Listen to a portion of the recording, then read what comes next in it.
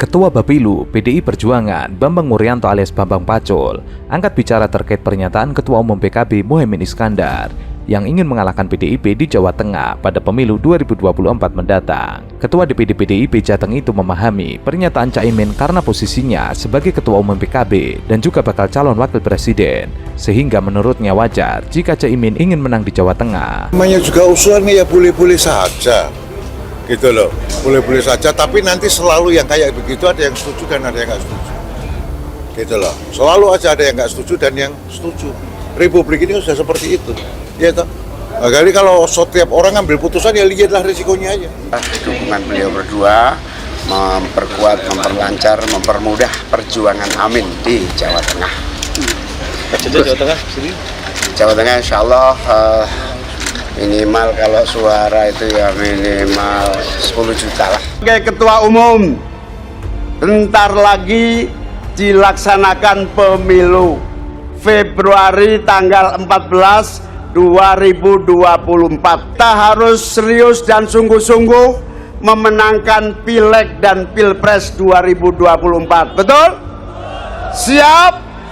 Sanggup? Tidak ada jalan lain. Kalau kalian tidak bisa memenangkan PKB, maka kalian akan diremehkan oleh kekuatan lainnya. Amin. Jawa Tengah ini pemenangnya Mbak Puan, PDIP. Pemenang keduanya PKB. Tapi jaraknya jauh. Setiap orang punya persepsi yang disesuaikan dengan keinginannya. Itu hukum komunikasi. Hukum komunikasi adalah seseorang ingin mendengarkan apa yang ingin didengarkan. Seseorang akan mempersepsikan apa yang diinginkan. Kekhawatirannya, harapannya, selalu begitu. Misalnya apa gitu, anggaplah itu. Langkah untuk menjegal saya, itu kekhawatiran. Saya tidak komentarin apa-apa Pak Anies loh ya. Tetapi saya mengatakan hukum komunikasi. Yang paling dasar adalah seseorang ingin mendengarkan apa yang ingin didengarkan, seseorang selalu mengkaitkan dengan apa yang dia khawatirkan. Bambang Pacul mengatakan, kita sama-sama paham bahwa PDIP 2019 adalah pemenangnya. Kalau mengalahkan PDI Perjuangan, dia kan mau jadi juara satu nih. Itu sah-sah saja, tapi perlu disampaikan bahwa hari ini PDIP punya persiapan jauh lebih matang daripada periode kemarin. Pihaknya menyebut PDIP menerapkan sistem tempur sepak bola di Italia yang disebut Catenaccio atau sistem Grendel, sehingga pasukannya akan menggrendel di wilayah dan susah ditembus lawan. Catenaccio punya sifat bisa menyerang rame-rame. Saya khawatir kalau PKB nanti di Jawa Tengah kami grendel dan dia kaget kena serangan balik. Ketika kaget nanti menyerah.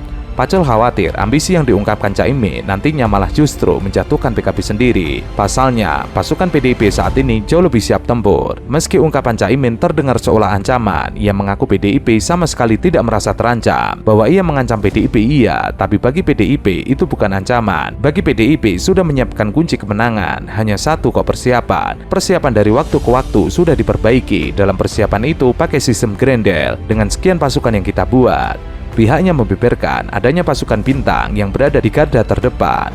Kemudian adanya pasukan serangan balik yakni pasukan gorong-gorong dan pasukan burung hantu. Terakhir ada pasukan gembira yakni pasukan Sicita. Untuk menjaga suara di Jateng pakai pasukan Grendel. Jangan lupa Grendel. Itu bagian dari yang akan kita menjadi pelecut kita.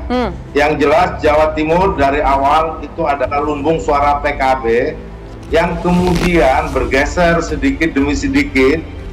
Namun di dalam peta Pilpres, Jawa Timur atau presiden yang didukung oleh PKB selalu menang di Jawa Timur. Seandainya tahun lalu Pak Muhaimin atau PKB mendukung Pak Prabowo, saya yakin Pak Prabowo juga yang menang di Jawa Timur. Nah, hari ini kami fokus kepada pasangan Anies dan Pak Muhaimin. Sebab apa? Kami tahu betul PKB lahir itu dengan visi. PKB ini merupakan visi dan visi adalah perjuangan politik Nahdien atau Nahdlatul Ulama yang mayoritas ada di Jawa Timur karena memang NU lahir di Jawa Timur. Nah, hari ini Amin akan memastikan bahwa mandat politik Nahdien itu ada di pasangan Anies Gus Muhaimin. Yang pertama, pasukan kita telah terdeploy dalam 4 kategori pasukan. Pasukan yang pertama adalah pasukan para bintang-bintang, kawan-kawan bintang 3 dan bintang 2 yang membawa pasukannya masing-masing. Malam hari ini para bintang 2 seharusnya membawa 25, cukup 25 pasukannya. Dan hari ini dihitung 33.000. Jumlah pasukan bintang 3 dan 2 907. Saya mohon maaf kepada Komandan Mbak Puan, Panglima. Mohon maaf karena sampai detik ini Wonosobo dan Purworejo belum bisa bergabung. Kami mohon maaf. Izin Mbak, ini adalah pasukan kita di garda depan. Semua bintang 2 dan 3 punya zonasi. Wilayahnya dikontrol penuh. Kita report. Betul? Sebelumnya diberitakan bakal calon wakil presiden Muhaimin Iskandar ingin mengalahkan PDIP di Jawa Tengah. Ia pun meminta seluruh mesin politik partai anggota koalisi perubahan untuk persatuan bergerak. Targetnya mengalahkan PDIP di Jawa Tengah. Caimin mengatakan dalam 2 bulan ke depan fokus menyamakan pikiran dan langkah semangat perubahan. Oktober ini seluruh Nahdliyin, pesantren solid kompak. Masuk November seluruh masyarakat dari berbagai lapisan menyamakan pikiran dan langkah. Namun Bambang Pacul bukan kali ini saja meremehkan Anies Baswedan dan juga Caimin. Sebelumnya Bambang Pacul juga mengatakan ia mengaku PDIP akan melawan Anies Baswedan. Bahkan Bambang Pacul menyebutkan Anies Baswedan akan sulit memenangi Pilpres 2024 sebab jajarannya akan menggembosi Anies untuk beberapa wilayah yang menjadi kandang banteng seperti Jawa Tengah.